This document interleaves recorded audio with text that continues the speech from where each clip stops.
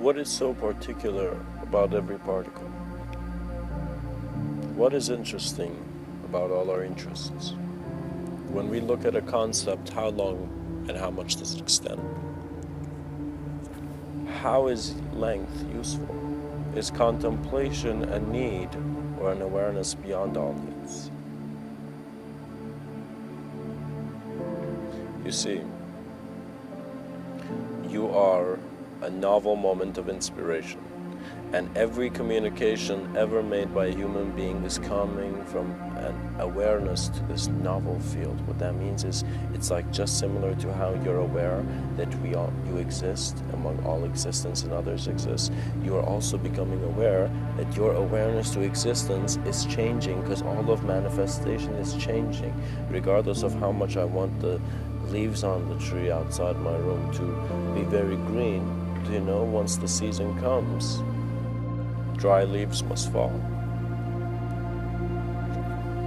So in regards to what that means for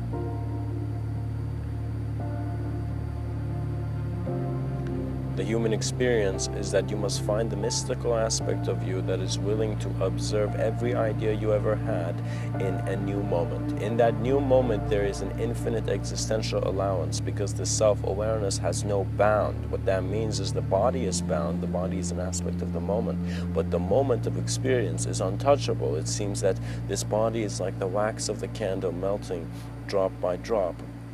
At the same time, the candle is lit, and its illumination has its presence beyond anything that could melt. And so we are understanding the nature of this cosmos through the simplest things, because it is beyond a thing. It is the nature of how a thing stays in space and time that makes it complex. We are thinking to be human. Just our human design is simple. We are just thinking we're bodies. But when you look at the nature of this body, it's in its design. There is a complexity there that is suggesting how every aspect, every particle, and every instant where we walked into the halls of lattice, man was an inspiration beyond all that had inspired him. Because you are what is within you. So what is within you, for now you are thinking it is that which is keeping the personality, but it is beyond personality. It is your presence. It's when it's how some beings look at you, and it is not your ideas. It is not what you're saying. It is not what you're even doing. It is how you're aware to how you're being. So be aware. Because many people think, oh gosh, I got too many thoughts, I can't meditate, I can't do this, That's ridiculous. Go in nature, be silent and still, and just breathe and be. You're not here to be a doer, a thinker, you're just here to be aware of life.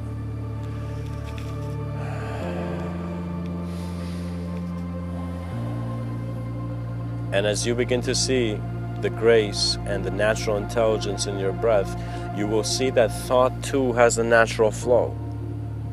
Conception is a natural expression, and so there is no worry that needs to mask this face, to mask this eternal face.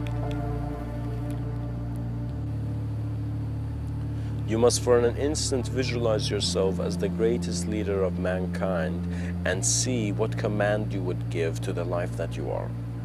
You would see your command would be an intention that is a greater contribution to humanity. Every human being innately wants to do something great for the collective sense of being, which is humanity. And humanity wants to do something great for the world. So every human being must do something great for the world, and humanity's greatness is coming from that sense of self that wants to participate. But we must see it is not the self participating. It is consciousness that is holding every mirror in your hand. The nature of the reflection is suggesting that the illusion is being directly experienced. Sam and Sarah were no longer lost in samsara. You must allow yourself to flow without a lot of self-talk. A lot of self-talk means that you are not in the state of an effort of an instant action towards your vision, you're rather thinking about your vision. If you're thinking your vision is clear, trust me, you're not acting on your vision. Because in all letters of liberation, the truth was beyond words, and it was known in an instant. When I say in an instant, that means you begin to see suddenly time and space become still, and chaos and order bow down to you as aspects of your mind present in a moment that is aware of all as all.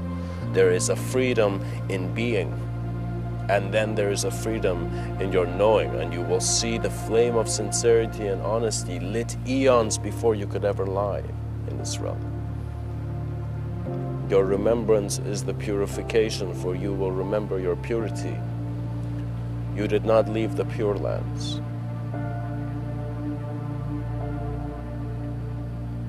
Thoughts just introduced a different setting.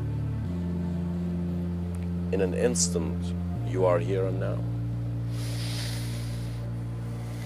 With the breath of the world you know.